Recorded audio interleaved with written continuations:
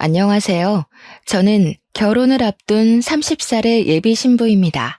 오늘 저의 예비 남편과 함께 살게 될 신혼집을 계약함으로써 결혼에 대한 모든 준비가 마쳐졌어요. 남들은 결혼을 준비하며 많이 싸우고 우울증도 오고 한다던데 저는 모든 것이 너무 순조롭게 잘 진행되어서 그저 행복할 따름이네요. 아무 고민 걱정 없는 제가 이렇게 사연을 보내게 된 이유는 제 옆에 있는 현재 예비 남편이 아닌 2년 전에 만났던 이전 예비 남편에 관한 이야기를 하기 위해서입니다. 사실 저는 2년 전에 결혼까지 약속한 사람이 있었어요. 그 당시에는 정말 내 인생의 마지막 남자라 생각하고 만났는데 결국에는 그 사람에게 어이없이 파혼당하고 헤어졌네요. 헤어지고 나서는 좀 힘들기는 했지만 지금 보면 그 사람과 헤어져서 더 좋은 남자를 만날 수 있게 된 것 같아요. 그럼 지금부터 2년 전으로 돌아가 저의 이전 예비 남편 이야기를 꺼내볼까 해요. 2년 전, 저는 아버지의 회사에서 격리로 근무하고 있었습니다. 아버지의 회사는 저희 할아버지부터 운영을 해오던 회사로 설립한 지 60년이나 되었고 직원 수도 80명에 연 매출도 100억이 넘는 알짜배기 중소기업이랍니다. 할아버지께서 회사를 설립하고 대표로 계시다가 5년 정도 전에 건강 악화로 경영 일선에서 물러나시고 그 자리를 아버지가 물려받게 되었죠. 사실 처음에는 아버지의 회사에 들어가지 않으려고 했어요. 왜냐면 아버지의 회사는 화학 관련 회사인데 저는 이쪽은 아예 관심도 없고 전혀 모르는 데다가 회사보다는 사회복지 쪽에 관심이 더 많았거든요. 그래서 화학과를 가라는 아버지의 뜻을 따르지 않고 사회복지학과를 졸업하고 사회복지 관련 센터나 요양원을 차려 운영하려고 했답니다. 그런데 아버지는 유일한 자식인 제가 이 회사를 물려받기를 원하셨어요. 하지만 제가 계속 싫다고 하자 그럼 아버지는 딱 3년만 회사에서 일을 해보고 정말 아니라고 생각되면 그때 제가 하고 싶은 대로 하라고 하셨습니다. 처음에는 말도 안 되는 소리라고 거절했지만 아버지는 사회복지센터나 요양원도 엄연한 기업인데 아무것도 모른 채 멋모르고 운영해서 실패하는 것보다는 아버지 옆에서 3년간 일하며 회사 운영하는 방법을 보고 배우는 것도 좋지 않겠냐고 하시더라고요. 곰곰이 생각해보니 아버지의 말씀이 틀린 말은 아니라서 그 뒤로 아버지의 뜻을 따라 회사에서 일하게 되었습니다. 그러나 회사 일은 역시 제 적성에 맞지 않았어요. 그래도 아버지께 말씀드린 것도 있으니 지루하고 일하기 싫어도 꾸역꾸역 참고 일을 했죠. 그러던 어느 날 회사에 제 이상형에 가깝고 목소리도 아주 멋진 분이 방문했습니다. 그분은 우리 회사 거래처 사장님의 둘째 아들인데 아버지 회사에서 일하게 되었다며 앞으로 잘 부탁드린다고 꾸벅 인사를 하더라고요. 저는 커피 한 잔을 건네주며 이야기를 잠시 나눴는데 나이는 저와 같은 28살에 이름은 홍민호였어요. 잠깐의 시간이었지만 둘 다 아버지의 회사에서 일하고 나이도 같다는 공감대가 있어서 그런지 대화가 잘 통한다고 느껴졌답니다. 그 뒤로 회사 업무를 핑계로 몇 번 통화도 하고 만나서 이야기도 나누면서 친분을 서서히 쌓아갔고 그렇게 몇 달이 지나 우리는 연인이 되었어요. 연애만 할 때는 그저 행복했습니다. 제가 평소에 꿈꿔왔던 이상형이었고 목소리가 너무 멋지고 무엇보다 항상 자신의 의견보다 제 의견을 우선시해 주었거든요. 저는 이 사람과 결혼하면 평생 행복하게 살 수 있을 것 같다는 확신이 들었고 연인 사이가 된 지 6개월 만에 정식으로 부모님께 인사를 드리자고 했습니다. 예비 남편도 저의 생각에 동의해서 먼저 이번 주말에는 우리 집에 먼저 인사를 드리고 다음 주말에 예비 남편의 집에 인사를 드리기로 했어요. 예비 남편이 우리 집에 오기로 한 날 아침이 밝았어요. 우리 엄마는 제가 집에 남자를 데리고 온다고 하자 아주 많이 반가워하시며 새벽부터 일어나 이것저것 음식을 장만하셨습니다. 평소에는 잘 주시지도 않던 생선에 갈비찜에 전복에 각종 나물까지 무슨 잔치상을 차려놓으셨더라고요. 엄마를 도와 상차림이 마쳐지고 얼마 지나지 않아 예비 남편한테 집 앞이니 대문을 열어달라는 전화가 왔어요. 문을 열어보니 예비 남편이 서 있었는데 저는 약간 실망했습니다. 저희 부모님은 친구의 집에 처음 방문할 때에는 작은 음료수나 과자라도 사들고 가는 것이 예의라고 알려주셨는데 예비 남편은 빈손으로 왔더라고요. 여기까지는 사람마다 생각의 차이이고 남의 집에 간다고 꼭 뭐를 사들고 가는 것이 법으로 정해진 것도 아니기에 그럴 수도 있다고 생각했어요. 그런데 결혼을 생각한 사람의 집에 첫인사를 오는데 회사에서 입는 작업복을 입고 온 것이 아니겠어요? 제가 회사에서 일하다가 온 거냐고 물으니 그것도 아니고 작업복이 제일 편해서 그냥 입고 왔다고 하더라고요.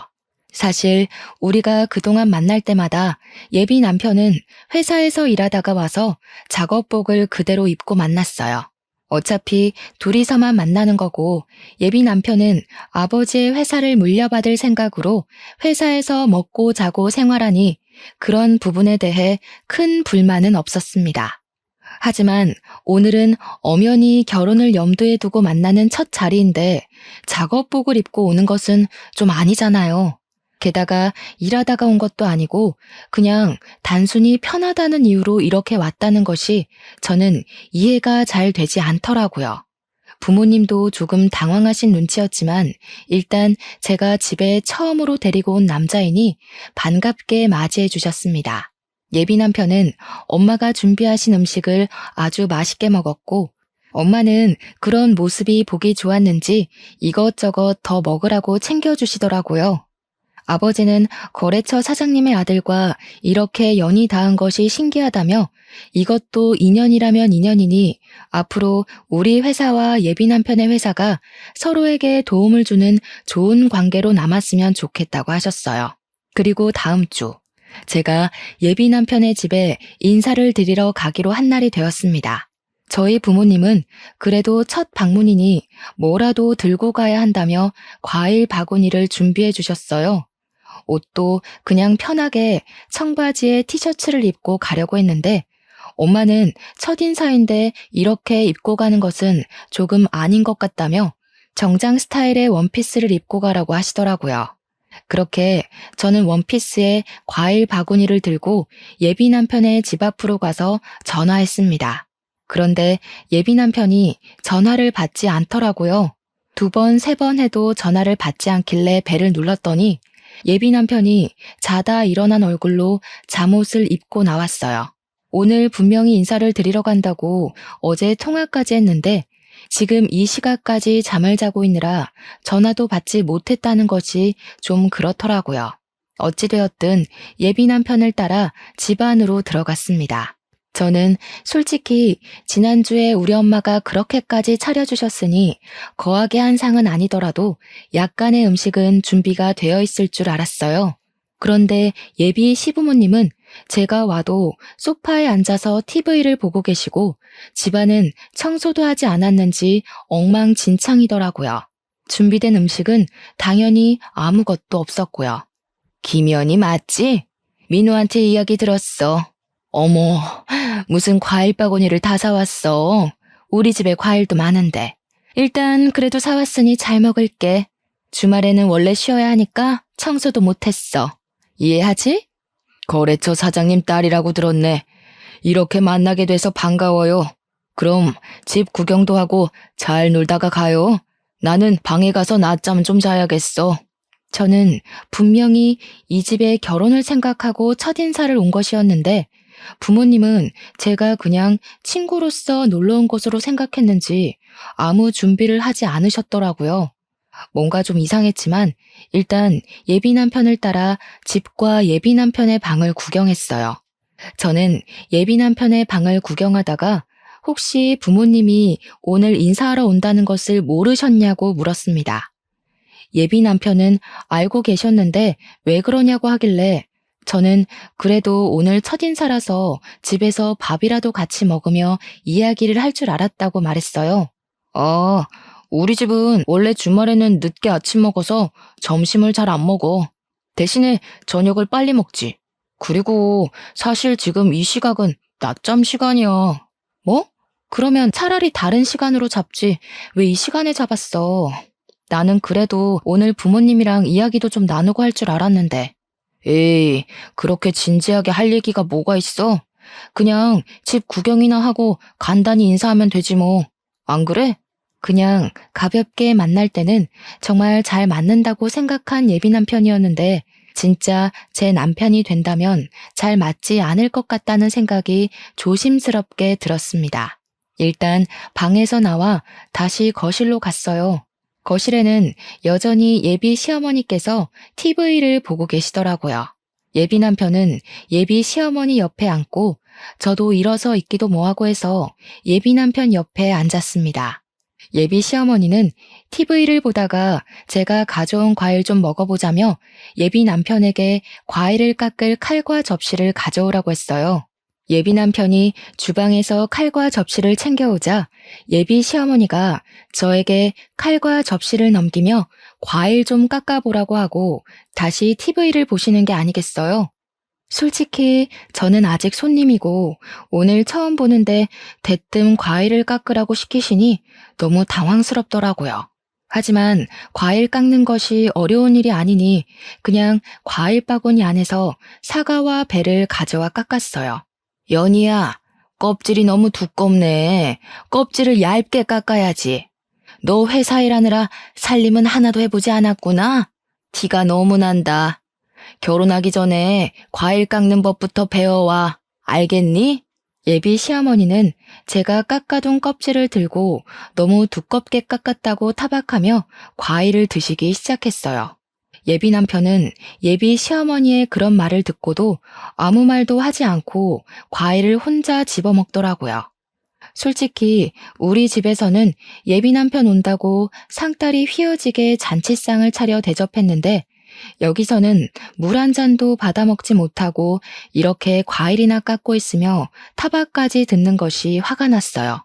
그래도 처음 뵙는 자리인데 굳이 소란을 만들고 싶지는 않아서 그냥 꾹 참고 있었습니다. 그런데 너네는 결혼하면 엄마한테 용돈 얼마 줄 거야? 연희 너희 회사는 꽤 크니까 부모님 도움 많이 받을 수 있지 않아? 나중에 연희 네가 회사 물려받을 수도 있고 말이야. 저는 아버지 회사에는 관심 없어요. 지금은 3년만 회사에 다녀보라고 하셔서 그냥 다니고 있는 거예요. 그리고 저는 결혼할 때 친정의 도움 없이 제 힘으로 결혼을 하고 싶어요. 그래? 그럼 뭐 많이 모았어? 할아버지께서 저 20살 때 성인 된 기념으로 주신 제 명의 아파트 하나 있고 어릴 때부터 돈 모으고 투자도 하고 해서 결혼을 준비할 정도의 돈은 있어요. 아파트가 있어? 그럼 네 아파트에서 너희 신혼살림 꾸리면 되겠다. 참, 요새 내 주변에 며느리 본 사람들 이야기 들어보니까 며느리들이 시댁에 한 달에 100만 원씩 용돈 준다더라. 자산이 그 정도나 있으면 너희도 한 달에 용돈 100만 원 가능하겠다. 우리 민호가 여자는 기막히게 잘 골라왔네. 엄마, 당연하지. 연희도 회사 계속 다니고 나도 아버지 밑에서 일하면 그 정도는 가능하지 않겠어? 연희야, 그치? 저는 솔직히 아버지 회사 3년만 다니고 관두고 제 갈 길을 갈 것이고 제 명의 아파트는 여기서 먼 서울이라 거기서 신혼살림을 꾸릴 생각 없습니다. 그리고 시부모님 용돈은 아직 생각을 해보지는 않았지만 한 달에 100만 원은 조금 과한 것 같다는 생각이 드네요. 그리고 시부모님께 한 달에 100만 원을 드리면 친정 부모님께도 100만 원씩 드려야 하는데 그럼 한 달에 200만 원이 나가는 셈이 되니 너무 부담되네요. 너도 설마 시댁과 친정이 무조건 똑같아야 한다고 생각하는 그런 아이니? 어차피 친정은 회사도 엄청나게 잘 되고 돈도 많은데 굳이 용돈을 왜 드려? 그리고 아파트가 회사가 멀어서 그곳에서 신혼집 못 꾸리겠으면 그 집 팔면 되잖아. 그 팔고 난 돈으로 이 근처에다가 신혼집 얻어서 살면 되지. 그러면 빚도 생기지 않고 딱 좋네. 그치? 무조건 안 된다고 하지만 말고 내 말 한번 진지하게 생각해봐. 어른 말 잘 들으면 자다가도 떡이 나온단다 얘야. 예비 시어머니는 제 명의 아파트를 판 돈으로 이 근처에 신혼집을 마련하고 한 달에 자신에게 100만 원씩 보내주길 바라는 눈치였습니다. 저는 그런 요구가 너무 기가 막혔어요. 제 명의 아파트니까 필요하다면 제 마음대로 아파트를 팔 수 있기는 하지만 할아버지의 선물이니 될 수 있으면 오래 가지고 있다가 나중에 의미 있게 사용하고 싶었거든요. 그런데 예비 시어머니는 그 아파트를 팔고 집을 마련하라고 하고 심지어 한 달에 100만 원이나 되는 큰 용돈을 그저 바라고만 계시더라고요. 솔직히 우리 부모님은 결혼한다고 하면 이것저것 해주신다고 난리이실 텐데 예비 시어머니는 결혼하면 그저 이것저것 받을 생각뿐인 것 같아서 매우 실망스러웠답니다. 제 표정이 좋지 않자 예비 남편은 제가 피곤해 보인다며 집에 데려다 준다고 어서 가자고 했어요. 그래서 그냥 인사하고 바로 그 집에서 나왔습니다. 엄마가 그냥 농담으로 이야기하는 건데 꼭 그렇게까지 진지하게 얘기해야겠어? 너는 꼭 쓸데없이 진지하더라. 농담?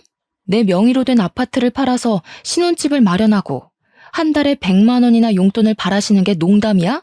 그리고 지금 우리는 그냥 친구 사이로 만나는 게 아니라 결혼을 생각하며 만나는 거야. 당연히 이런 돈 문제는 진지하게 이야기를 해야 하는 거 아니야? 내 생각엔 우리가 당장 상견례하고 결혼 날짜 잡은 것도 아닌데 네가 너무 앞서간 것 같아. 솔직히 이런 이야기는 상견례를 하고 나서 말해도 되잖아. 그니까 이런 거에 싸우지 말자. 예비 남편은 그저 대충 얼버무리려 했습니다. 그날은 저도 너무 기분이 상해서 예비 남편과 더는 이야기하지 않고 집 앞에서 바로 헤어졌답니다. 집에 도착하니 엄마가 처음으로 갔는데 어땠냐고 물어보셨어요. 저는 그날 있던 모든 일을 다 말씀드리려다가 엄마가 속상해 하실까봐 자세히는 말 안 하고 그냥 좋았다고만 했답니다. 그런데 제 표정이 영 아니었는지 자꾸 캐물으시더라고요. 어쩔 수 없이 모든 상황을 이야기하니 저번에 우리 집에 올 때도 빈손으로 오고 복장도 그래서 좀 실망했는데 역시나 그런 일이 있었냐며 결혼하는 것은 진지하게 고민해봐야겠다고 하셨어요. 솔직히 제 생각도 엄마의 생각과 다르지 않았습니다. 오늘 한 번 뵀지만 예비 시댁은 너무 기본적인 예의도 없고 아무것도 안 하고 그저 바라기만 하는 것이 보였거든요. 저녁을 먹을 때도 제가 계산하고 커피나 술을 마실 때도 다 제가 계산했습니다. 심지어 예비 남편 집을 방문하고 일주일 후가 제 생일날이었는데 생일 선물은커녕 케이크 한 조각도 없었더라고요. 제 생일날도 그냥 작업복 입고 와서 식당에서 밥을 먹고는 예비 남편이 산다길래 알겠다고 했는데 계산하려고 보니 지갑을 회사에서 가져오지 않았다는 거예요. 사람이 바쁘면 그럴 수도 있겠지 싶어 제가 식사 비용을 계산했어요. 그런데 어이없는 건 차에 가보니 지갑이 떡하니 있더라고요. 지갑을 본 예비 남편이 당황해하는데 일부러 놓고 간 것 같다는 생각이 들었답니다. 뭐 우리가 그리 비싼 밥을 먹은 것도 아니니 제가 얼마든지 계산을 할 수 있었고 제 생일이라고 꼭 선물을 받아야 한다는 것도 아니에요. 그런데 요리조리 피하면서 그냥 돈을 한 푼도 쓰지 않으려는 모습이 보이니까 너무 얄밉더라고요. 그렇게 한 달이라는 시간이 지났습니다. 한 달 동안 예비 남편은 저와 만나며 한 번도 계산하지 않았고 저 혼자 데이트 비용을 내니 너무 부담스러워서 만나는 횟수도 줄이고 있었답니다. 그러다가 예비 남편의 생일이 다가왔고 선물을 준비하려다가 예전에 예비 남편이 제게 했던 대로 그냥 밥만 먹으려고 했어요. 맘 같아서는 저도 똑같이 지갑을 두고 가고 싶었지만 그래도 그건 아닌 것 같아 그러지는 않기로 했네요. 그런데 자신의 생일 일주일 전부터 블루투스 이어폰이 일할 때 필요하다며 자꾸 블루투스 이어폰을 생일 선물로 사달라는 식으로 이야기하더라고요. 저한테 돈을 한 푼도 쓰지 않으려는 예비 남편에게 굳이 블루투스 이어폰을 사주고 싶지는 않았어요. 제가 예비 남편의 엄마도 아닌데 왜 블루투스 이어폰을 사다 줘야 하나요? 그래서 저는 그냥 계속 모른 척하고 예비 남편 생일날 아무 선물 없이 밥만 먹고 헤어졌네요. 그렇게 일주일 정도가 지나 금요일이 되었습니다. 회사에서 일하는데 아버지가 저를 대표실로 부르셔서 들어가 보니 눈물을 흘리시며 퇴근할 준비를 하고 계시더라고요. 무슨 일이냐고 여쭤보니 건강이 좋지 않으셔서 입원해 계시던 할아버지께서 곧 돌아가실 것 같으니 빨리 병원으로 오라고 연락이 왔다는 거예요. 저는 아버지를 모시고 바로 병원으로 갔습니다. 병원에 가니 이미 엄마는 도착해 계셨는데 할아버지는 숨쉬기조차 버거워 보이셨어요. 그 와중에도 아버지와 제가 온 것을 보시고는 힘겹게 미소를 지으시고 눈을 지그시 감으시더라고요. 그렇게 감긴 할아버지의 눈은 영원히 떠지지 않았답니다. 우리 가족은 고인이 되신 할아버지의 장례 준비를 시작했어요. 빈소를 차리고 영정사진을 준비하고 지인들에게 부고를 보냈죠. 예비 남편에게도 부고를 보내니 지금 바로 장례식장으로 가겠다는 연락이 왔어요. 그리고 전화를 끊고 1시간 만에 예비 남편이 장례식장에 도착했어요.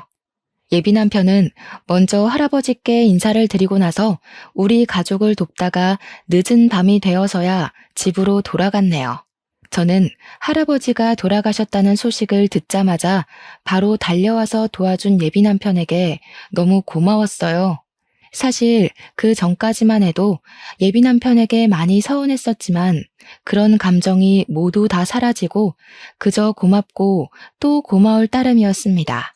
그리고 다음날 할아버지의 입관식을 마치고 슬픔에 잠겨 있는데 모르는 번호로 전화가 왔어요. 내 번호 몰랐지? 나 민호 엄마. 그니까 장차 너의 시어머니가 될 사람이야. 다름이 아니고 오늘 오후에 김치 담글 건데 와서 배워. 결혼 전에 시댁에 드나들면서 가족들과도 친분을 쌓고 해야 하는 거다. 저번에 민호 형, 그니까 너의 아주버님도 못 봤잖아. 오늘 와서 인사도 좀 하고 저번에 과일 깎을 때 보니까 살림 솜씨도 영 없는 것 같은데 이참에 와서 살림도 배우고 해라. 민호한테 못 들으셨나 봐요. 저희 할아버지 돌아가셔서 지금 장례식 중이에요. 저 못 갑니다. 알아. 어제 민호한테 들었어. 그런데 부모 장례식도 아니고 조부모 장례식인데다가 너는 손녀인데 굳이 꼭 사흘 내내 있어야 하니? 그냥 내일 발인 때나 가면 되지. 일손이 부족하기도 하고 지금 할 일이 태산이니까 어서 와라. 알겠니? 정말 너무하시네요. 제가 진짜 그 집 며느리도 아니고 설사 며느리라 해도 할아버지가 돌아가시면 시댁에 무슨 일이 있어도 당연히 장례식장에 가야 하는 거 아닌가요? 지금 결혼도 안 한 제가 할아버지의 장례식도 불참하고 고작 예비시댁에 김장하러 가야 할 이유 전혀 없다고 보는데요. 뭐? 너 말 다 했니? 고작 예비시댁? 그리고 김장이 얼마나 중요한 일인데 어떻게 말을 그딴 식으로 하니? 너 정말 못 배워먹은 아이구나. 정말 너무하다. 정말 너무한 건 어머님이시죠. 그리고 누구든 조부상 중이면 이런 말 전에 위로부터 하는 게 당연한 겁니다. 조부상을 당한 것을 알면서도 위로는커녕 김치를 담그러 오라니. 지나가는 사람 붙잡고 물어보세요. 이게 옳은 일인지요? 저는 처음에 예비 시어머니가 김장하러 오라길래 당연히 할아버지가 돌아가신 사실을 모른다고 생각했습니다. 그런데 예비 시어머니는 그 사실을 아는데도 저는 손녀이니 굳이 3일 다 있을 필요가 없다며 김장을 배우러 오라고 하는 게 아니겠어요. 제가 참지 않고 말대꾸를 하자 예비 시어머니는 황당해하면서 더 뭐라고 하려고 했지만 입관식을 할 때 하도 울어서 목소리도 잘 나오지 않고 더는 그런 쓸데없는 말을 들을 필요가 없다고 생각되어 그냥 끊어버렸습니다. 잠시 뒤에 예비 남편한테 문자가 오더라고요. 엄마가 김장할 때는 할 일이 많아서 예민해져 있다며 방금 엄마가 전화로 이야기한 것은 자신이 대신 사과한다고 미안하다고요. 저는 뭐라고 더 따지려다가 장례식 중이라 싸울 기운도 없고 장례식 둘째 날이 토요일이라 손님이 많이 계셔서 그냥 알겠다고 답장하고 말았네요. 그리고 셋째 날 새벽부터 예비 남편이 왔더라고요. 할아버지의 발이 나는 것을 지켜보고 우리 가족이 울고 있으니 손수건을 가져다 주기도 하고 다들 밥을 먹지 못하고 있으니 율무차를 뽑아오는 등 알뜰살뜰히 우리 가족을 챙겨주었습니다. 전날 김장하느라 예비 남편도 힘들었을 텐데 새벽부터 와서 함께 해주니 너무 고마웠어요. 예비 남편이 잠깐 자리를 비웠을 때 엄마는 처음에 사람이 영 아닌 것 같았는데 다시 보니 오해한 것 같다고 하셨어요. 저 역시 할아버지의 장례식을 통해 예비 남편이 다시 보였답니다. 모든 장례를 마치고 아버지도 너무 고맙다며 조만간에 크게 밥 한 번 사겠다고 약속하셨어요. 그 후로 부모님은 예비 남편에게 밥을 사줘야 하니 약속을 잡으라고 했지만 예비 남편의 회사 일이 갑자기 바빠지는 바람에 그 뒤로 밥은커녕 데이트도 제대로 못했네요. 시간이 흘러 설날이 다가왔어요. 우리 가족은 명절이 되면 평소에 바빠서 가지 못했던 여행을 가요. 연휴가 길면 해외로 가기도 하는데 이번에는 연휴가 짧아서 제주도로 여행을 가기로 계획하고 이 사실을 예비 남편에게도 이야기했습니다. 제주도? 그럼 설날에 우리 집 못 와? 당연히 못 가지. 그리고 우리가 아직 결혼도 안 했고 날짜를 확실히 잡은 것도 아닌데 아직 연휴라고 가는 건 좀 그렇지. 안 그래? 우리 집은 당연히 네가 명절 때 와서 음식도 장만하고 차례상도 같이 준비한다고 생각했는데 어차피 매년 갔던 여행인데 이번 여행은 너만 빠지고 우리 집에 와서 자고 가면 안 되나? 이미 비행기 표까지 다 예약했는데 어떻게 그래? 그리고 내가 명절 때 너네 집 가면 너는 우리 집에 올 거야? 너네 집은 제주도 간다며. 그니까 가봤자 의미가 없지. 될 수 있으면 빠져봐. 이번에 우리 엄마 허리 디스크 와서 음식도 못 하신단 말이야. 너라도 와서 좀 도와드려. 그래야 너도 점수도 따고 하지. 안 돼, 못 빠져. 그리고 어머니가 허리 디스크가 오셔서 음식을 못 하시면 아들인 너랑 형이 도와야지 왜 나한테 와서 도우라고 해? 난 좀 이해가 되지 않네. 우리 어차피 결혼할 사이 아니야? 그럼 집안일 있으면 서로 돕고 하는 거지. 그래서 저번에 너네 할아버지 장례식 때도 내가 가서 도왔잖아.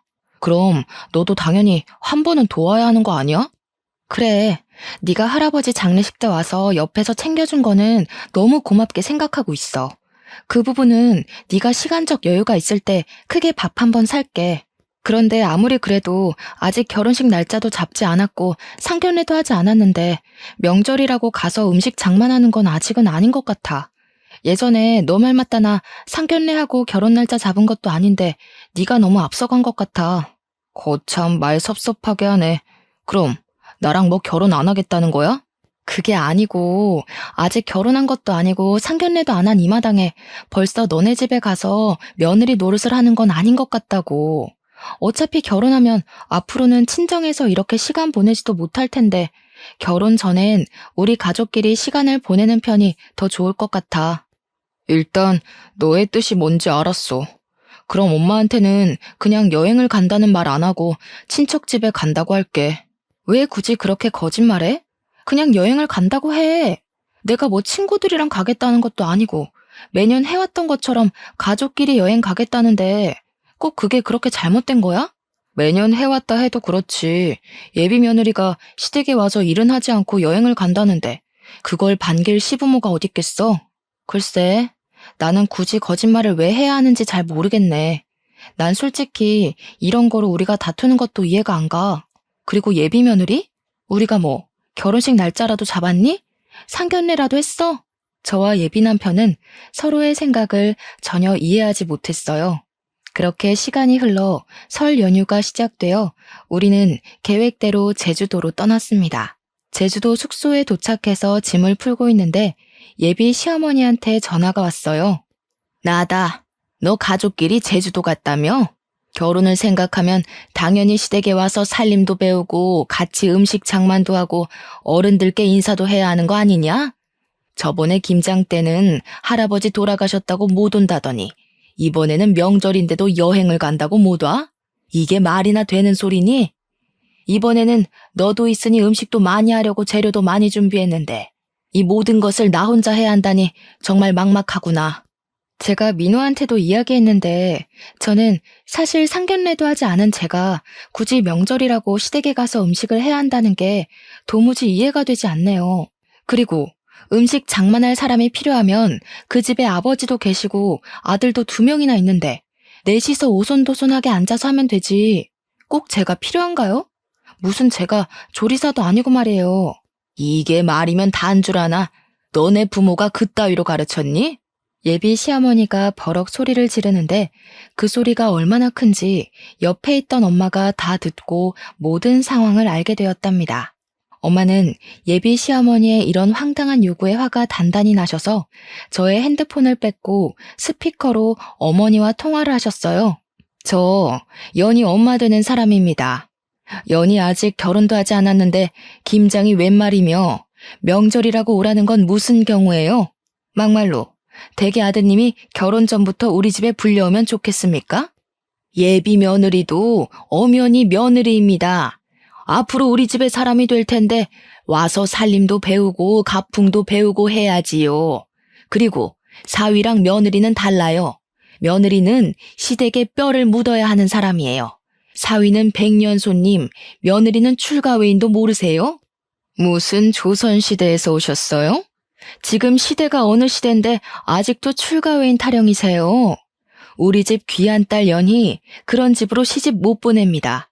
그쪽이 대개 아드님 귀하게 키운 것처럼 저도 우리 연희 쥐면 부서질까 불면 날아갈까 애지중지 키웠습니다. 전 죽었다 깨어나도 그 집으로 시집 못 보내니 그런 줄 아세요. 이보세요. 뭐 말이면 단 줄 아세요? 그리고 그렇게 나오면 제가 몰라봬서 죄송하다고 할 줄 알아요? 저도 그 집이랑 결혼 못해도 아쉬울 거 하나 없어요. 시댁에 대한 기본 도리도 모르는 아이를 며느리로 들일 마음 추호도 없습니다. 시댁에 대한 기본 도리요? 그러는 그쪽은 사람에 대한 기본 도리가 하나도 없으시네요. 상 치르는 아이한테 김장하러 오라고 하지를 않나. 아직 결혼도 안 했는데 전화해서는 소리 지르면서 어서 오라고 하지 않나. 저는 이렇게 도리가 없는 집안에 우리 연희 절대 못 보냅니다. 전화 끊습니다. 엄마는 많이 화가 나셔서 민호랑 절대 결혼시키지 않을 테니 그만 만나라고 하셨습니다. 저 역시 저번 김장 때와 이번의 사건을 통해 결혼하면 고생길이 환히 열리는 것이 눈에 보여 결혼할 마음은 진작에 접었고 여행을 마치고 나서 예비 남편을 만나 살아온 가정 환경이 너무 맞지 않아 결혼을 못하겠다고 말해야겠다 생각했죠. 그래도 일단 시간을 내서 제주도에 왔으니 맛있는 음식도 먹고 재미있는 시간을 보냈습니다. 비록 바람이 불고 추워서 밖에서 놀지는 못했지만 가족끼리 숙소에서 알차게 시간을 보내고 다시 집으로 왔네요. 여행을 마치고 집으로 돌아와서 예비 남편에게 전화했는데 받지 않더라고요. 문자와 카톡을 남겨도 읽지도 않고 답장도 없었어요. 그 다음 날도 그 다음 날도 예비 남편은 연락이 되지 않았습니다. 집으로 찾아갈까 했지만 뭐 지금 서로 애틋해서 하루라도 못 보면 죽겠는 사이도 아니고 헤어지자고 말하려는 판에 굳이 집 앞까지 찾아가고 싶지는 않더라고요. 그냥 언젠간 연락이 오겠지 싶었고 또 무엇보다 우리 회사에 업무차 2주일에 한 번씩은 오니까 언젠간 회사에서 볼 거로 생각했답니다. 그렇게 연락이 되지 않은 지 4일 정도가 지났어요. 예비 남편의 회사에서 사람이 왔다길래 보니까 예비 남편이 아닌 다른 사람이 와 있더라고요. 혹시 누구시냐고 했더니 예비 남편 회사 사장님의 첫째 아들, 즉 예비 남편의 형이었어요. 인사를 하고 제자리에 와서 일하려는데 회사에서 오랫동안 근무를 한 과장님이 예비 남편의 형이 예전에 파혼하고 정말 오랜만에 왔다는 거예요. 무슨 말이냐고 했더니 4년 정도 전에 결혼한다며 엄청나게 좋아하면서 청첩장까지 돌렸는데 결혼하지 못했대요. 그러면서 외모도 나쁘지 않고 성격도 좋으신 분 같은데 왜 파혼을 했는지 모르겠다고 하더라고요. 저는 그 이야기를 들으니 왜 파혼한지 알 것만 같았어요. 시어머니라는 사람이 아직 상견례도 안 하고 결혼 날짜도 잡지 않은 제게 앞으로 며느리가 될 사람이라며 얼토당토 아니한 것들을 과하게 요구하는데 결혼 날짜까지 잡았었다면 황당하고 어이없는 것들을 얼마나 요구했겠어요. 보나마나 불보듯 뻔하죠. 형님이 성격이 좋아도 시어머니 자리가 그 모양인데 어떻게 결혼까지 할 수 있었겠습니까? 저는 형님과 결혼하려고 했던 그 여자분의 마음이 100번, 1000번 이해가 가더라고요. 그렇게 한 달 정도가 지났지만 여전히 예비 남편은 연락도 문자도 없었어요. 물론 우리 회사에도 오지 않았고요. 연락이 없는 지 2달 정도 되었을 때 집에서 쉬고 있는데 아버지가 아직도 민호와 만나고 있냐고 물어보셨습니다. 그래서 솔직히 제주도에 다녀온 이후로 연락이 두절돼서 만나고 있지는 않은데 따로 집에 가서 기다리기도 싫고 해서 그냥 연락 없이 지내고 있다고 했어요. 10살짜리 애들도 아니고 결혼까지 생각했다가 헤어질 마음이 있으면 만나서 이야기하고 제대로 끝내야지. 일방적으로 연락을 끊는 건 무슨 경우라니? 아들이나 그 아버지나 정정당당하지 못한 것은 똑같구나. 사실 민호네 회사에서 우리 회사 제품이 좋지 않은 것처럼 거짓말을 하며 악의적으로 허위 사실을 유포했단다. 내가 알아보니 거기 사장, 그러니까 민호의 아버지가 그런 짓을 벌인 것 같아. 그래서 요새 회사 매출이 떨어진 거예요? 보니까 거래처에서 연락도 많이 안 오고 거래량도 많이 줄었더라고요. 그래. 그래서 거래처 사장들한테 일일이 다 전화해서 오해라고 말하고는 있는데 일단 너는 지금 헤어진 것이 맞는 거지? 마음 같아서는 경찰에 허위사실 유포죄로 고소해버리고 싶지만 경찰서 들락날락하는 것도 번거로운 일이니 그렇게까지는 않고 그냥 너와 민호와 있던 일들 거래처에 이야기하며 인성이 좋지 않은 집안이라고 거래처들에 말하고 싶은데 그래도 되겠니? 네, 전 그래도 상관없어요. 그냥 그렇게 꼭 해주세요. 그런 집은 절대로 잘 되면 안 돼요. 그 후로 아버지는 거래처 사장님들께 예비 남편과 저의 이야기를 다 퍼뜨렸습니다. 그랬더니 거래처 사장님들은 예비 남편의 회사가 경영도 아주 더럽게 하고 인성도 별로라며 하나 둘씩 예비 남편의 회사와 거래를 끊겠다고 했답니다. 결국 예비 남편의 회사는 매출이 없어 회사가 문을 닫았고 이렇게 회사가 망하고 나니 그제야 예비 남편에게 전화가 왔어요. 야, 너네 아버지 때문에 우리 회사 다 망했잖아. 이게 지금 뭐 하는 짓이야, 치사하게. 오랜만이네. 몇 달 만에 연락했으면 최소한 그동안 잘 지냈냐고 안부 인사 먼저 하는 게 예의 아니니? 먼저 치사하게 나온 쪽이 누군데 우리한테 난리야? 우리 아버지가 무슨 근거 없는 이야기 했니? 우리는 실제 사실을 이야기한 것뿐이야. 그리고 너는 애도 아니고 헤어진다고 잠수를 타냐? 나 참 어이가 없어서. 아니다. 기본적인 예의도 모르고 바라는 것만 많은 너네 집이랑 시작 전에 이렇게 헤어지는 게 다행이지. 아무래도 우리 집 조상신이 나를 구해준 것 같네. 뭐? 너 어떻게 말을 그따위로 해? 제정신이야? 아무리 그래도 우리 결혼을 생각하고 진지하게 만났던 사이였어. 그래, 우리 결혼을 생각한 사이였지. 그런데 너는 그렇게 잠수 타냐? 지금 우리 거의 3달 만에 연락한 건 알고 있지? 우리가 정말 진지하게 만남을 생각했다면 이렇게 오랫동안 잠적했겠어? 우리는 이제 결혼을 앞뒀던 사이가 아니라 원수보다도 못한 사이가 된 거야. 알겠니? 더는 너랑 내가 할 얘기 없을 것 같은데 끊는다. 차마 잘 지내라는 말은 못하겠다. 안녕. 저는 마지막으로 하고 싶던 말 다 쏟아내고 끊어버렸고 그 뒤로 연락이 오지 않았습니다. 이렇게 저는 파혼했네요. 그 뒤로 한동안은 뭔가 마음이 허해서 회사 일과 공부에만 미쳐서 살았어요. 그 결과 회사에서도 인정받고 컴퓨터 관련 자격증도 따고 영어 실력도 향상되었죠. 그렇게 살다가 회사에서 좋은 대리님을 만났고 그분은 저의 진짜 예비 남편이 되어 결혼을 앞두고 있답니다.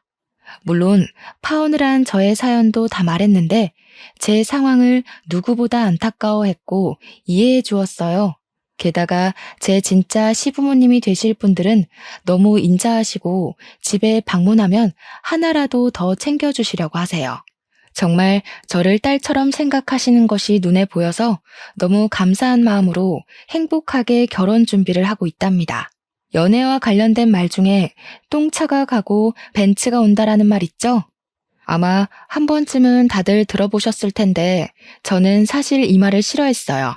본인 스스로 벤츠를 살 수 있는 능력을 키우면 되는데 아무것도 하지 않고 벤츠처럼 좋은 남자가 오기만을 기다리는 것 같았거든요. 그런데 똥차를 만나고 허한 마음을 채우려 이것저것 공부하며 스펙을 쌓으니 정말 제 인생에 벤츠 같은 남자가 왔네요. 2년 전 파혼을 겪으면서 한때는 정말 우울하기도 했는데 그래도 지금 생각하면 그때 많이 배우고 내면적으로 성장하게 된 계기가 된 것 같아요. 지금 제 사연을 듣고 계시는 분 중에서도 예전에 저처럼 파혼을 생각하시거나 파혼을 이제 막 경험한 분들도 분명히 계실 것으로 생각합니다. 파혼을 겪었다고 해서 인생을 실패한 것이 아니니 너무 좌절하지 마세요. 여러분에게 파혼의 시련을 안겨준 똥차가 갔으니 이제는 자신의 스펙을 쌓고 내면을 착실하게 다져서 여러분만의 벤츠를 꼭 찾으셨으면 좋겠습니다. 희망과 용기를 잃지 마시고 열심히 살아보자고요. 저의 사연을 듣고 누군가는 위로와 용기를 얻길 바라며 저의 이야기를 마쳐볼까 합니다. 들어주셔서 감사합니다.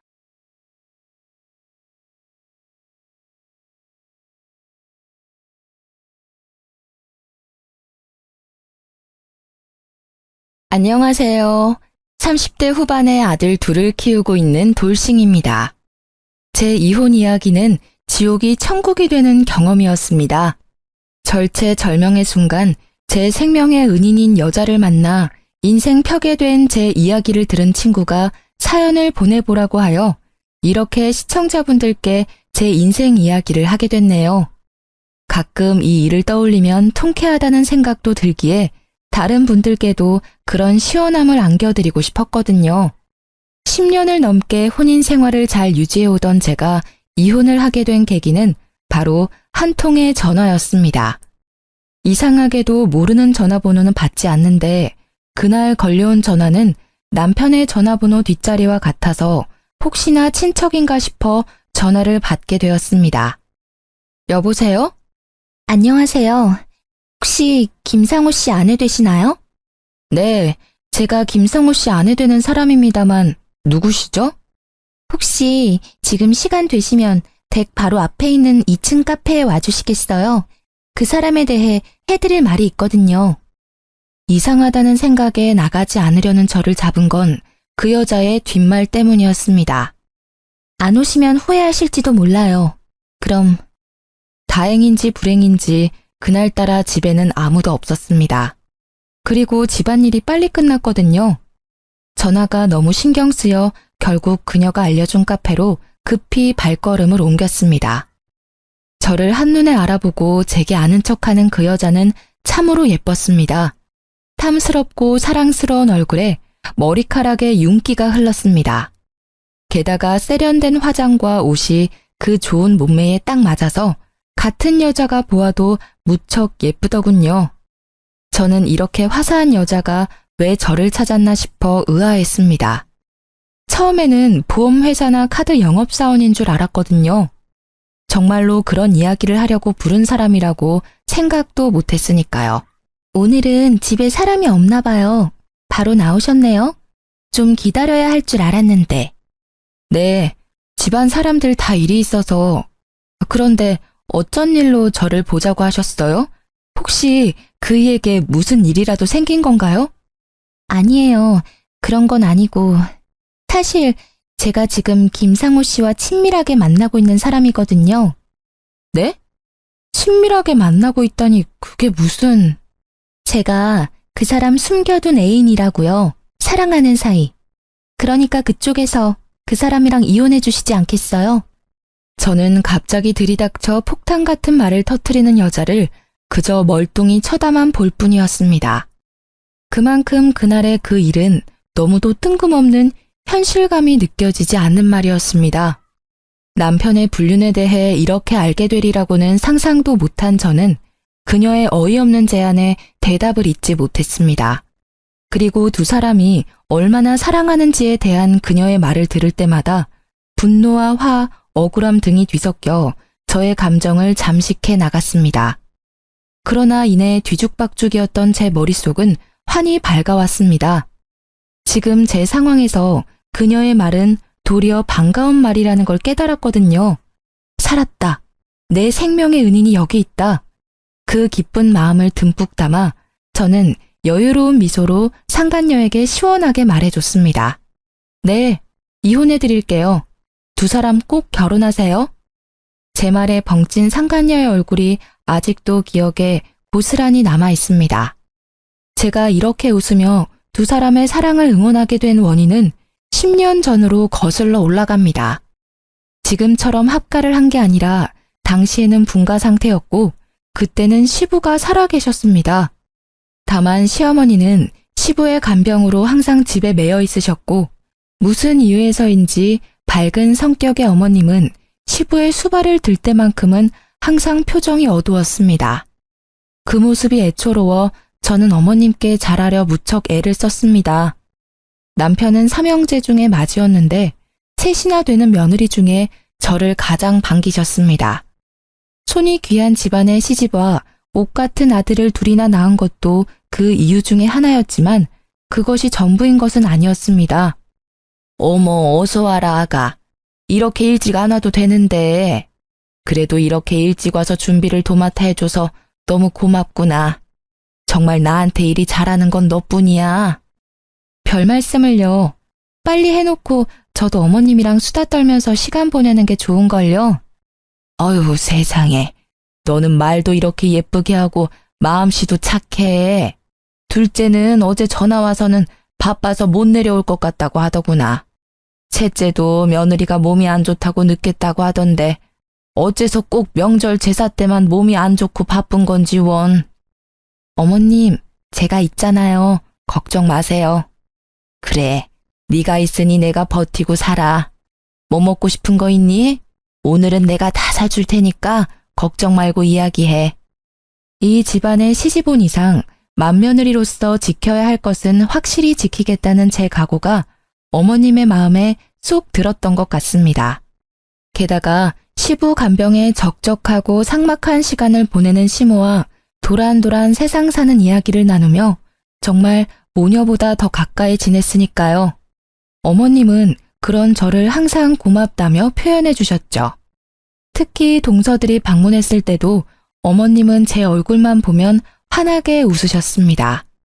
그렇게 몇 년의 시간을 지내고 원래도 아프던 시아버지가 운명을 달리했습니다. 얼마 지나지 않아 남편이 먼저 제게 말을 꺼냈습니다. 여보, 내가 할 말이 있는데. 무슨 말을 하려고 이렇게 폼을 잡아? 뜸들이지 말고 얼른 이야기해. 아버지 돌아가시고 그 집에 어머니 혼자 계시는 걸 보니 마음이 좀 그래. 저번에도 한번 본가에 들렀는데 아주 불을 다 꺼놓고 어둡게 지내고 계시더라고. 그랬어? 내가 좀 더 틈틈이 시댁 가서 어머님하고 이야기도 나누고 맛있는 것도 먹으러 다니고 그럴게. 그것도 좋지. 근데 그것만으로는 어머니 상태가 돌아오지 않으실 것 같고 당신이 우리 어머니랑 사이가 좋으니까 하는 말인데 우리 그 집에 들어가 살지 않을래? 합가를 하자고? 우리 어머니가 우리 형제를 어떻게 키웠는지 잘 알잖아. 당신이 어머니랑 사이가 나빴으면 이야기도 안 꺼낼 건데 다행히 어머니도 당신을 워낙 좋아하시니까 우울한 마음도 빨리 가라앉지 않을까 해서. 그래도 합가라니. 그러면 집에서도 마음대로 편하게 있지 못하게 되잖아. 안 될까? 잘 생각해봐. 저렇게 놔뒀다간 큰일 또 치를까봐 걱정돼서 그래. 저는 잠시 말을 아꼈습니다. 어머님이 걱정되는 것은 맞지만 그렇다고 준비 없이 합가를 시도하는 것도 걱정스럽기는 마찬가지였어요. 그렇지만 시어머니의 상태가 걱정되는 건 마찬가지였습니다. 솔직히 저와 관계가 돈독했다는 것도 합가를 하게 된 결정적 요인이기도 했죠. 그렇게 저는 남편과 시댁으로 들어가게 됐습니다. 당연히 시어머니께서는 우리의 합가를 무척 반기셨습니다. 시어머니께서는 합가를 선택해준 저에게도 고마워하셨고 제 마음이라도 편하게 해주시려는 듯 제가 하는 일에는 절대로 잔소리나 꼬투리 잡는 말을 하시지 않으셨어요. 솔직히 그것만으로도 정말 감사하다고 생각했어요. 그러나 그런 어머님의 노력에도 역시 큰 문제가 생기긴 했어요. 당신, 오늘은 나랑 이야기 좀 해. 당신 왜 주차장에 나와 있어? 들어가, 날도 이제 찬데. 잠깐이면 돼. 당신 합가 후에 더 늦게 오는 거 알아? 합가하면 더 잘한다고 하지 않았어? 약속을 깨도 이런 식으로 깨는 건 아니지. 어휴, 또 그 얘기야? 그치만 어떡해. 일이 그렇게 늦게 끝나는 걸. 나도 일찍 퇴근하고 싶다고.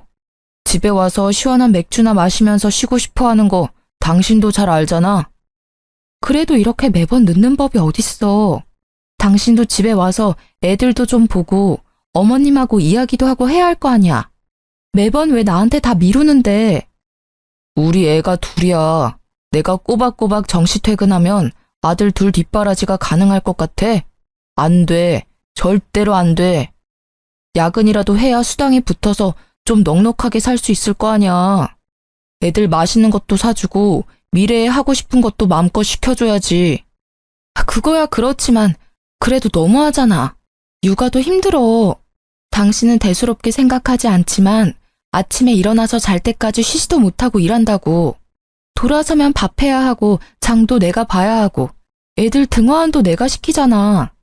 게다가 당신이 늦게 오면 애들 목욕도 내가 시켜야 하고 결국 화장실 청소까지 내 일이지. 내가 힘들다고 나이든 어머님한테 일을 시킬 수도 없는 노릇이고 당신이 일찍 와서 조금이라도 도와줘야 나도 숨 좀 돌릴 거 아냐. 자기가 좀 이해해줘. 누군 일하고 싶어서 야근하냐? 지금 상태로는 답이 안 나오니까 하는 거야. 당신한테 그저 막연하게 기다리라고는 안 해. 대신 직급 오르면 월급도 오르니까 그때는 야근 줄이도록 할게. 응? 그리고 나도 애들이랑 최대한 시간 같이 보내도록 해볼 테니까. 평일 야근도 문제지만 주말에 일 안 할 때도 문제잖아. 쉴 때라도 애들이나 어머님하고 좀 시간을 보내줘야지. 주말까지 나한테 시키면 나는 언제 쉬어? 당신만 쉬고 싶어? 나도 좀 쉬었으면 좋겠어. 집안일은 했는지 티도 안 나고 육아도 내가 다 도맡아 하니까 내가 얼마나 힘들게 사는지 모르지? 당신이 몰라서 그래. 야근 계속 해봐. 얼마나 몸이 피곤한데. 주말에 애 보는 건 거의 불가능에 가까워. 솔직히 아침 9시부터 저녁 10시까지 일하는 나한테 주말 정도는 양보해줘야 하는 거 아니야? 당신은 틈틈이 쉬면 되잖아. 쉴 틈이 어딨어. 있으면 진작 쉬었지. 게다가 애들이 당신을 찾지도 않아. 애들이 아빠는 맨날 첫날 일만 하는 사람이래. 얼마나 대화를 안 하면 이렇게 생각하겠어? 제발 돈만 벌지 말고 애 정서 발달에도 도움을 줬으면 좋겠어. 아, 알았어. 주말에 애들하고 놀러 가보도록 노력할게. 그럼 됐어? 이제 잔소리 그만하고 들어가자. 나 피곤해. 남편이 힘들어 보인 건 사실이었고 애초에 홀벌이를 하는 집이라 남편의 수입이 전부인 것을 감안하면 어쩔 수 없는 일이기도 했습니다. 그러나 머리로는 이해했지만 여전히 마음은 서운했습니다. 나의 하소연을 잔소리 취급하며 대수롭지 않게 여기는 그 모습에 실망도 했습니다. 그렇게 하루가 멀다 하고 우리는 똑같은 문제로 주차장에서 매번 이렇게 다투었습니다. 결국 그 뒤로도 저는 시어머니의 하루 세 끼의 식사를 챙기는 것과 육아, 집 청소와 자질구레한 살림살이를 하느라 바쁘게 지낼 수밖에 없었습니다. 그렇게 지지고 볶고 10년을 지낸 어느 날 병원을 다녀온 어머님과 남편의 표정이 심상치 않음을 느꼈습니다. 무슨 일이냐고 물어보지도 못할 만큼 얼굴색이 파리한 시어머님 때문에 신경이 쓰여 같이 다녀온 남편을 추궁했더니 저녁에 시동생들과 함께 밖에서 보자고 하더군요. 무슨 일인데? 어머님 상태 많이 안 좋으셔? 아님 기력이 많이 떨어졌다거나. 아, 우리 어머니 간암이래. 간암이요? 시동생들과 동서들은 그 말에 깜짝 놀라 말을 잇지 못했습니다. 그래, 못해도 이기 이상이라는데. 거의 확실하고 전이 됐는지는 다음에 와서 확인해봐야 한다고 하는데 의사가 간이식까지 생각해야 한다고 하더라고. 여태껏 고생하신 어머니 이제야 좀 편히 사시나 했는데 하늘도 무심하시지. 가족들은 청청병력 같은 소리에 다들 망연자실이었습니다. 그래도 간이식하면 살 수는 있는 거잖아요. 우리 알아보러 가요. 우리 중에 간이식 할 수 있는 사람이 하나라도 있을 거 아니에요. 내 말에 남편과 시동생들은 모두 고개를 끄덕이며 동조했지만 동서들은 껄끄러운 표정이었습니다. 저만큼 어머님과 살뜰한 관계는 아니었으니 그럴 수 있다고 생각했습니다. 다만 제가 적합하다고 한다면 드릴 의향이 있었기 때문에 적합 검사를 받자고 한 것뿐입니다. 그리고 병원의 결과는 놀라웠습니다. 그 6명 중에 딱 저만 가능하더군요. 저는 이것도 시어머님과 저의 인연의 깊이라고 생각했습니다. 저를 살뜰히 챙겨주셨으니 저도 그 마음에 보답할 수 있는 길이 생겼다고 생각했죠. 그러나 수술이 워낙 큰 수술이다 보니 저도 선뜻 그러노라 말이 나오지 않았던 것도 사실이었습니다. 당시 육아와 살림에 찌든 제 몸 상태도 그리 좋지만은 않았거든요. 그 모습이 제가 망설이는 거라고 생각한 남편과 시동생들은 울며 불며 제게 매달렸습니다. 여보, 제발 부탁이야. 응? 우리 어머니 좀 살려줘. 이런 말 정말 파렴치한 거라는 거 알고는 있는데 붙잡을 곳이 당신뿐이야. 이식만 해주면 진짜 편하게 살 수 있도록 내가 다 할게. 예, 형수님. 우리 어머니만 살려주시면 진짜 살면서 이 빚은 다 갚을게요. 제발 부탁드립니다. 저희가 이제부터 더 잘할 테니까 제발요. 시댁에 모인 모두가 저를 설득시키려고 할 때 시어머님이 서늘한 표정으로 말씀하셨습니다. 됐다. 간이식은 받지 않으마. 오히려 잘 됐어. 늙으면 일찍 죽어야 흉한 꼴 안 보이고 갈 수 있어. 어머니, 그런 말씀이 어디 있어요. 자식들 생각 좀 해주세요. 이렇게 살릴 수 있는 방법이 있는데 어째서 눈앞에서 어머니를 잃어야 하는데요. 그래요, 어머님. 저도 몸 상태가 좋아지면. 아서라, 이미 다 늙어 빠진 노인이야. 앞길 팔팔한 젊은 애들 간을 얻는다 한들 얼마나 살 거라고 수술을 해? 그거야말로 낭비야. 이식 안 할 거니까 그렇게들 알고 있어. 어머니! 그런 시어머님의 모습을 보니 저는 더 해주고 싶은 마음이 들었습니다. 그러나 당시 저의 몸 상태도 그리 좋지는 않았고 의사 선생님과 수술 과정의 준비에 대한 이야기를 듣고 한참을 고민하던 중이었습니다. 그러던 차에 제게 생명의 은인이 다가온 것이죠. 저희 3년 동안 당신 몰래 거의 매일 만났어요. 1년 전쯤부터는 출장이라고 속이고 여행도 갔다 왔죠. 쉽게 말해 3년 동안 불륜을 저질렀다는 말인가요? 불륜이 아니라 사랑이죠. 제가 그런 꺼림칙한 관계로 끝낼 거였으면 그 사람 와이프인 당신 앞에서 이렇게 당당하게 밝히고 있겠어요?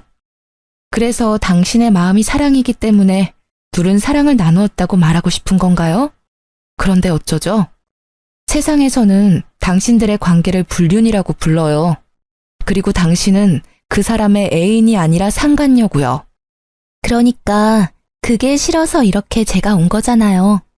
그 사람이 당신이라는 여자에 대해 얼마나 부정적으로 생각하는지는 알고 있어요?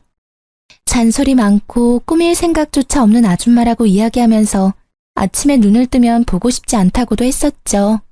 부정적으로... 불륜 저지르는 남자들은 다 똑같지 않나요? 와이프는 세상에서 제일 못된 추녀고 상간녀는 세상에서 제일 착한 미녀라고 하죠. 일단 눈앞에 먹음직스런 음식에 눈이 멀어 무슨 말이든 뱉고 보는 거죠.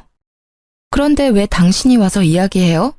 이야기하려면 그 인간이 내게 직접 이야기해야 하는데 당신과 저는 아무런 관계도 아니잖아요.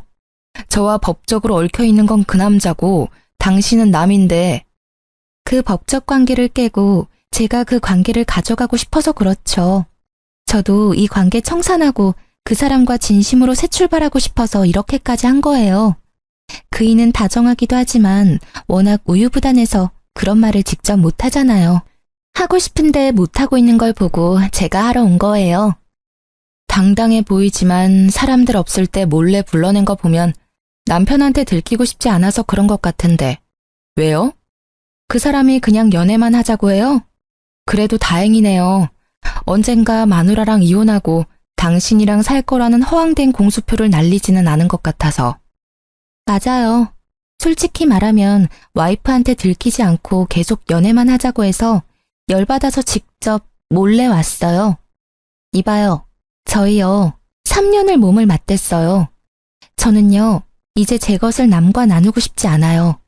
당신이 와이프라면 바람 피운 사람하고 말도 섞기 싫은 게 당연한 거 아니에요? 그러니까 당신이 그 사람이랑 이혼해 줄 것 같아서 온 거예요.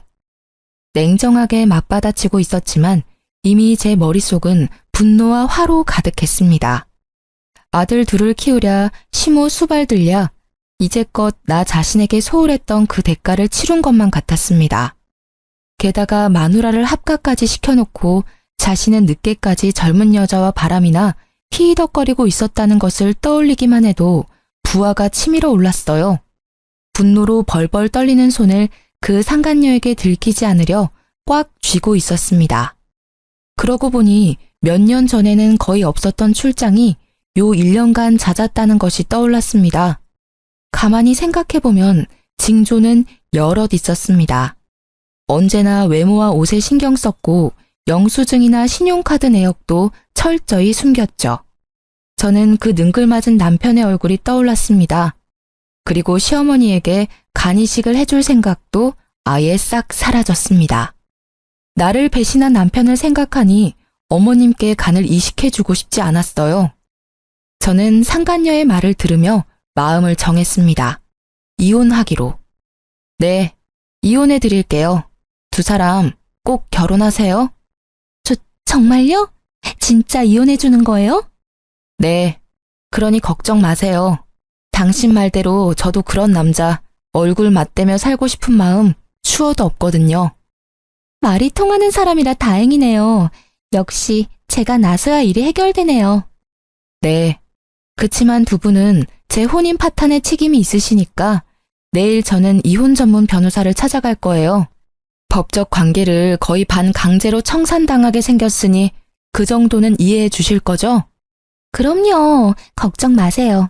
너무 고마워요. 이렇게 깔끔하게 해결돼서 정말 다행이에요. 아니었으면 진짜 힘들게 돌아갈 뻔했어요. 아니에요. 오히려 제가 더 고마운 마음이에요.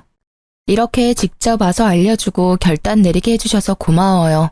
그럼 이 집구석이 어떤 상황인지도 모른 채 내게 고마워하는 상간녀를 보니 저는 웃음이 났습니다. 저의 호의 가득한 말에 상간녀는 영문을 모른 채 멍청한 표정을 짓고 있었어요. 그날 집으로 돌아온 저는 다시 주차장에서 남편을 기다렸습니다. 아픈 시어머님께 이런 모습까지는 보이고 싶지 않았고 혹여나 이 사실에 충격받으실까봐 조용히 이야기하려던 거였어요. 그런데 그날도 무척이나 늦은 귀가를 하더군요. 오늘도 그 상간녀와 놀다가 늦은 거라 생각하니 점점 열이 오르기 시작했습니다. 당신 왜 또 밖에 있어? 뭐야, 오늘도 잔소리야? 아니, 잔소리 아니고 당신이 꼭 들어야 하는 중요한 이야기야. 무슨 말이 하고 싶은 건데? 혹시 어머니 얘기야? 어디 안 좋으셔?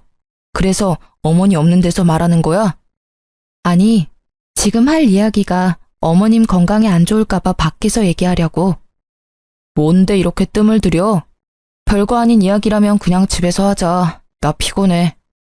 당신이 피곤해하는 것 같으니까 나도 간단히 말할게. 별거 아니라면 별거 아닌 이야기니까. 오늘 정말 예쁘게 차려입은 젊은 여자가 우리 집 앞까지 날 찾아왔거든.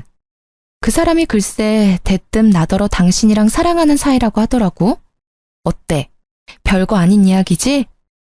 제 말에 남편의 얼굴이 점차 굳어가고 있었습니다. 그래, 어디서 만난 여자야? 오피스 와이프야?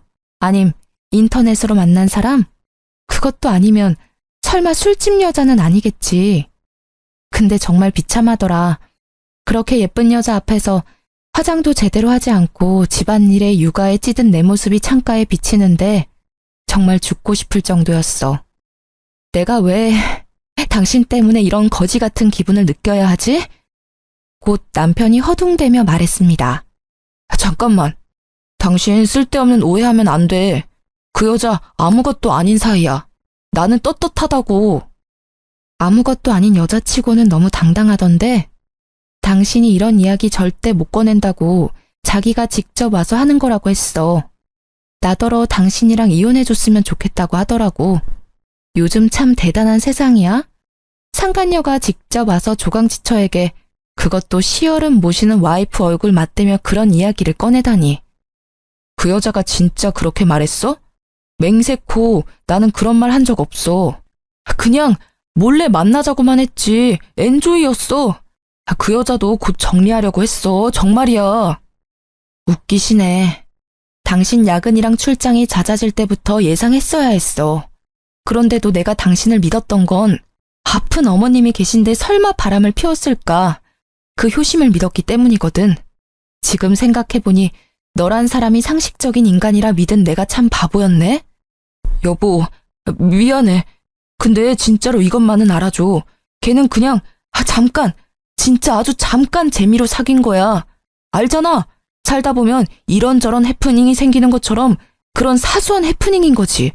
진지하게 만나거나 그런 거 절대 아니야. 난 분명 싫다고 했고 또 근데 이상하지? 그 여자 말 들어보니 아주 둘이서 행복하게 3년을 연애했다는데 그것도 최근 1년은 출장 간다며 여행도 많이 갔다지? 그래. 나랑 우리 아들들은 당신이랑 여행 간 지가 언젠지 기억이 나지 않는데 그 여자는 매달 여행을 시켜줬어? 그것도 호화롭게. 왜? 와이프랑 아들한테 돈 쓰는 게 아까웠어? 아, 그래. 그러긴 했어. 아니라고는 안 할게. 그치만 그건 그냥 기분 전환용이었다고. 나는 당신이랑 이혼할 생각 없이 재미만 잠깐 보려고 했지. 진짜야. 나 좀 믿어줘. 끝까지 진지한 사이가 아니었다고 나를 설득시키려는 남편에게 화가 나서 결국 터져버렸습니다. 냉정하게 말하려고 했던 마음이 터져버리자 결국 참을 수 없는 분노가 쏟아져 나왔어요. 믿어줘? 나를 방 강제로 시댁에 합가시켜서 힘든 일은 다 하도록 만들어 놓고는 당신만 재미를 봤다? 에라이 천하의 나쁜 놈아. 마누라한테 시댁이며 가정일 다 떠맡겨 놓고 젊은 여자랑 바람피니 좋든? 어떻게 나한테 이런 짓을 할 수가 있어? 당신은 나한테 이러면 안 되지. 당신만 믿고 합가해서 살고 있는 나한테. 미안해 여보. 진짜 잘못했어. 내가 다 끊을게. 당신 하라는 대로 해줄 테니까 제발 이혼만은 봐줘라. 응? 남편은 손이 발이 되도록 싹싹 빌었지만 제 눈에는 그것마저도 거짓인 것처럼 느껴졌습니다. 나는 그렇게 해줘야 할 이유가 없는데? 나 당신 상간녀하고 약속했거든. 이혼해주기로. 난 당신과는 다르게 약속은 꼭 지켜. 그럼 우리 어머니 간이식이라도 해주고 이혼해주면 안 될까? 순간 제 귀를 의심했습니다. 바람난 것도 괘씸한데 어떻게 자기 입으로 간이식을 운운할 수 있는지 뻔뻔한 것도 정도가 있는 법인데 말이죠. 내가 미쳤어? 당신이 젊은 년이랑 바람난 것도 우라통이 터져서 미쳐버릴 것 같은데 이 식을 왜 해줘? 당신 정신이 제대로 박혀있긴 해? 아니, 어머니가 당신 많이 좋아하시잖아. 당신도 어머니 살뜰하게 챙겼고 그간의 정이 있는데 마지막으로 그거라도 좀 해주고 가, 어? 나한테 부탁하지 말고 당신이랑 죽고 못 살도록 알콩달콩 깨볶는 상간녀한테 이야기하는 게 어때? 그 정도로 사랑한다면 싫다 소리 없이 해줄 텐데, 안 그래? 걔는 어머니랑 만난 적도 없어. 상식적으로 한 번도 본 적 없는 사람한테 간이식 해줄 사람이 어디 있어? 당신은 10년 넘게 모셨잖아. 명색이 며느리인데 그 정도도 못 해줘? 그 말에 저는 화가 머리끝까지 났습니다. 이 말을 듣고도 내가 가만히 있으면 오히려 제 심장에 좋지 않을 것 같아 남편의 뺨을 한 방 시원하게 날렸습니다. 역시 한 대 치고 나니 마음이 좀 후련해지더라고요. 미친놈아, 상식이 뭔지도 모르지? 지나가는 사람들 아무나 붙잡고 물어봐. 바람난 남편 어머니 간이식 해주는 건 상식인지 아닌지. 아, 속 터져. 이런 놈을 이제까지 남편이라고 데리고 살았다니 내가 미련한 년이지 내가. 결국 그 다툼을 끝으로 저는 시댁에서 나오게 됐습니다. 자고 있던 두 아들을 깨우면서 저는 최대한 화를 가라앉히려 했지만 얼굴에서 드러났는지 애들도 별말 없이 준비를 하더군요. 남편은 꼴도 보기 싫은 마음에 빠르게 짐만 간단히 챙겨 밖으로 나왔습니다. 그렇게 친정으로 돌아온 저는 이혼 소송을 준비하기 시작했습니다. 이혼 전문 변호사와의 상담을 통해 상간녀 소송도 같이 진행하느라 바쁜 시간을 보냈어요. 나를 허수아비처럼 세워두고 둘이서 한 짓을 떠올리니 없던 의욕도 솟아나더라고요. 그리고 그 일들이 진행되는 도중에 시어머니의 병세가 악화되어 급하게 입원하셨다는 이야기를 들었습니다. 어머님은 여전히 제가 왜 시댁을 나간 건지 모르고 계셨어요. 그저 저도 몸이 좋지 않아 잠시 쉬러 간다며 말도 안 되는 변명을 했죠. 어머님은 저를 붙잡지도 못하시고 애들을 데리고 떠나는 저를 바라보기만 하셨어요. 연락을 해볼까 말까 고민하던 차에 어머니에게 연락이 왔습니다. 나다. 잘 지내고 있니? 힘이 빠진 목소리에 기력이 없는 게 느껴져 안쓰럽더군요. 네, 어머님. 몸 상태는 좀 어떠세요? 치료는 잘 받고 계시죠? 그래, 나는 괜찮다. 제일 쓸데없는 걱정이 늙은 노인네 몸 걱정이야. 언제 죽어도 이상하지 않을 나이잖니? 그런 말씀 마세요. 다른 게 아니라 애미 너 이번 주 중으로 내가 있는 병원에 한 번만 왔다 가거라. 둘이 다시 잘해보라고 부르는 거 아니니 편히 와. 기니 할 말이 있어서 그래. 저는 망설여졌습니다. 시어머님께서는 남편의 불륜 사실을 모르고 계셨거든요. 남편은 자신이 잘못한 일이 있으니 말하지 않았을 거고 저는 저대로 혹시 어머님이 충격을 크게 받아 무슨 일이라도 생길까 싶어 말을 하지 않았으니까요. 가서 무슨 이야기를 듣게 될지 모르지만 어머니의 말투가 여전히 따뜻했기에 한번 뵐까 하고 고민했죠. 머뭇거리는 저에게 한마디 남기시더라고요. 이번 주에는 애비고 네 시동생이고 아무도 안 온다. 어차피 자주 오지도 않는 사람들이야. 네가 마주칠 일 없으니 편하게 와. 부담 주는 거 아니야. 정말로 용건이 있어서 부르는 거야. 알았지? 여전히 저를 생각해주는 어머니 모습에 보내주신 주소로 찾아갔습니다. 병원 침대에 누워있는 어머님의 몰골은 말이 아니었습니다. 볼살 하나 없이 야위고 거뭇해진 얼굴에 이곳저곳 연결된 수액줄에 거동도 제대로 못하는 모습을 보고 마음이 미어졌어요. 배 아파 낳은 아들이 셋씩이나 있는데 아무도 신경을 쓰지 않았는지 방문자 카드에 제 이름이 두 번째로 써져 있더군요. 효자 코스프레하며 어머님 살려달라 소리치던 남편놈은 어디서 뭘 하는지 어머님께 와보지도 않은 듯 했습니다. 제 얼굴을 보신 어머님께서는 조용히 말씀하셨어요. 네 남편 때문에 네가 고생이 많구나. 네가 마음고생이 많아. 너에게는 얼굴을 들지 못할 만큼 미안하다고 생각하고 있단다. 저는 아무 말도 하지 못하고 눈시울만 붉혔습니다. 나도 눈이 있고 귀가 있으니 대충은 알아. 그놈이 너를 두고 젊은 여자랑 바람났다고 하더구나. 내가 그 사실을 알았을 때는 가슴이 철렁 내려앉았단다. 네 시부랑 똑같은 짓을 한 아들이 내 자식 같지 않다고 느껴졌을 정도야. 내가 아들을 헉 키운 게지. 시어머님이 알고 계실 줄 몰랐던 저는 깜짝 놀랐습니다. 그러나 어머님은 생각보다 담담히 제게 말을 해주셨어요. 나는 말이다. 네가 참 마음에 들었어. 젊을 적 나를 고생시키던 고약한 남편 수발을 들며 눈물 참아내던 그 집에 네가 와서 애들 웃고 떠드는 소리 이런저런 세상 이야기 듣게 해줘서 너무 고마웠어. 어머님, 그래서 나는 네 가슴에 대못 박은 아들놈 대신 며느리인 너와 내 손주들을 먼저 생각하기로 했단다.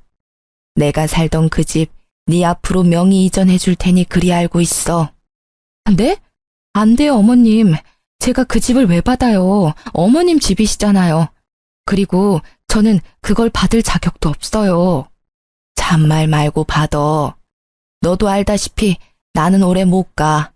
이 병원 들어올 때 이미 연명치료도 안 하기로 사인했단다. 그 집 말이다. 정말 주고 싶었던 사람이 너야. 그 집에 따뜻한 추억을 만들어준 게 너니까. 그동안 내 며느리로 살아줘서 고마웠어. 네 덕분에 눈 감기 전 즐겁고 행복한 일도 많았었어.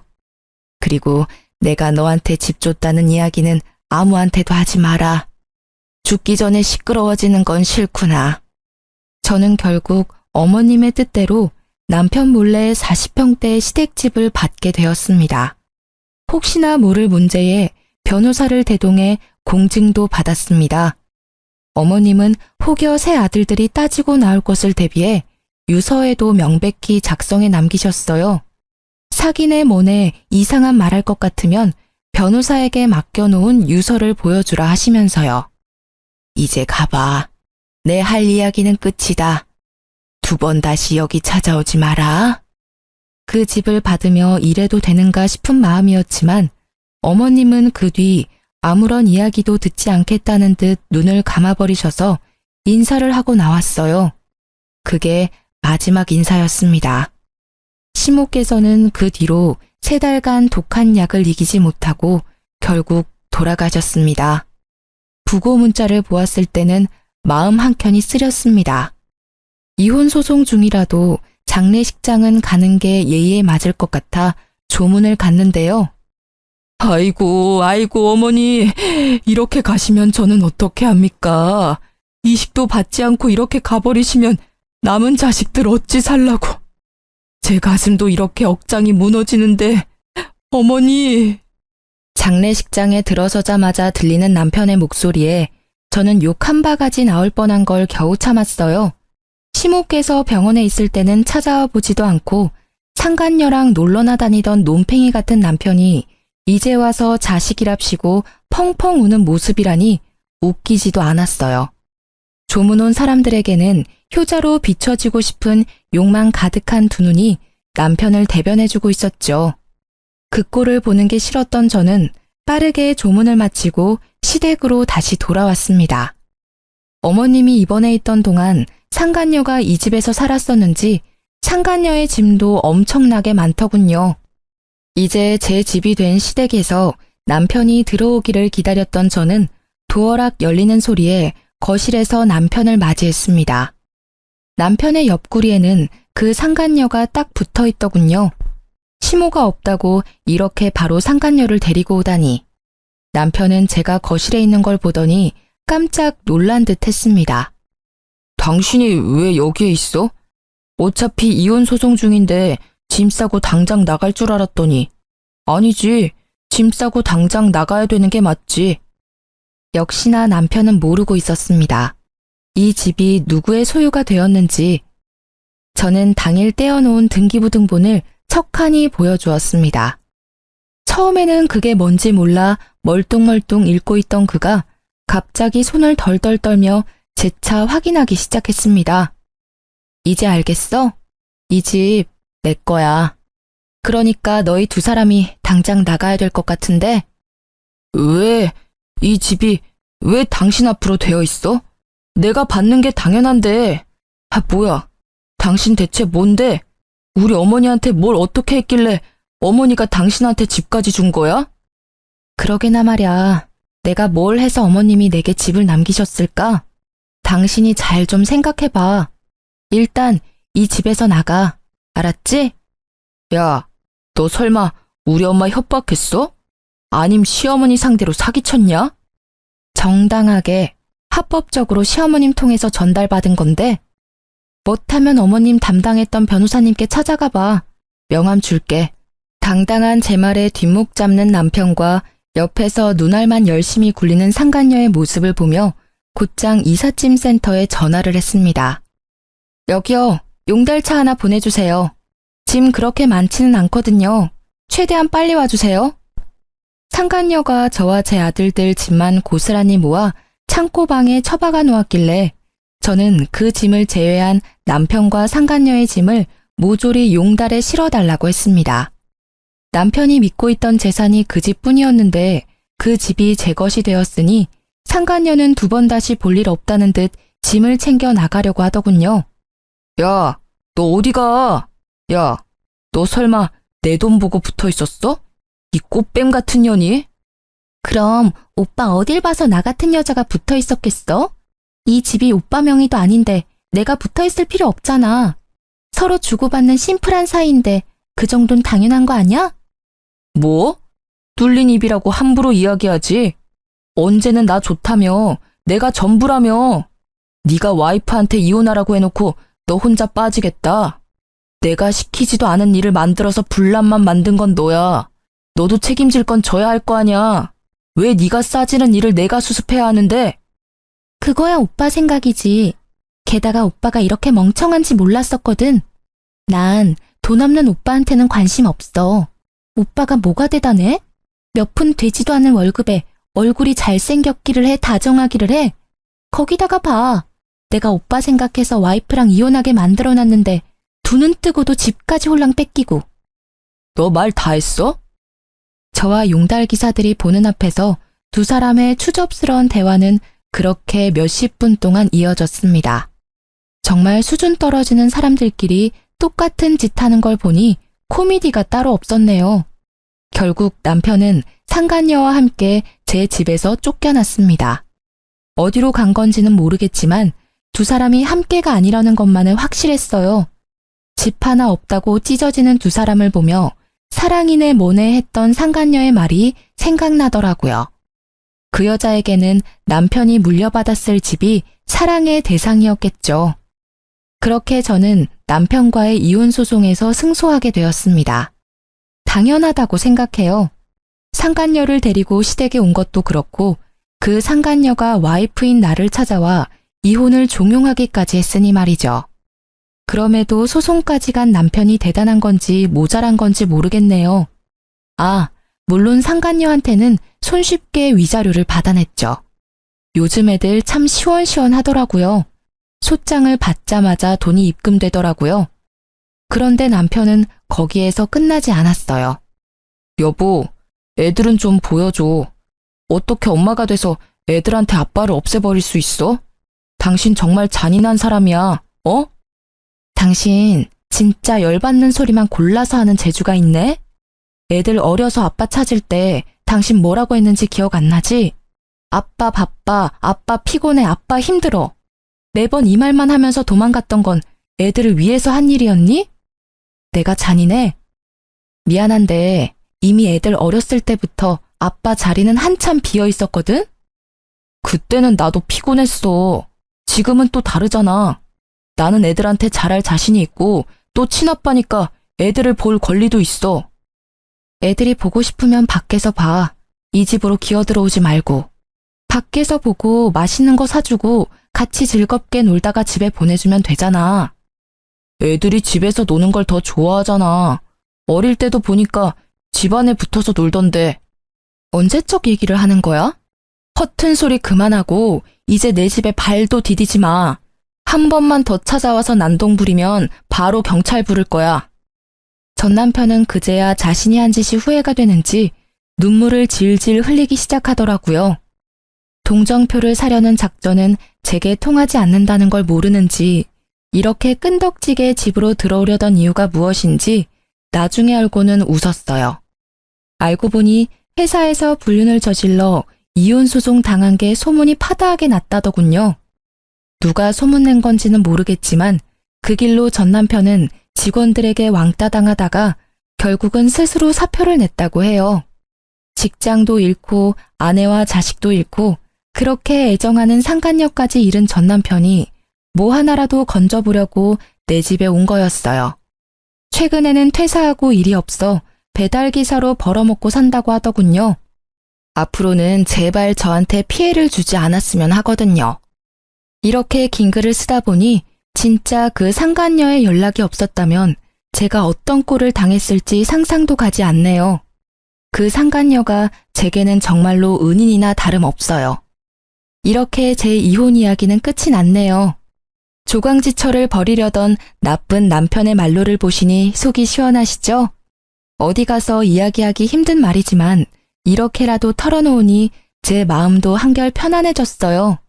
이렇게 긴 글을 함께 봐주신 분들에게 감사의 마음을 전합니다.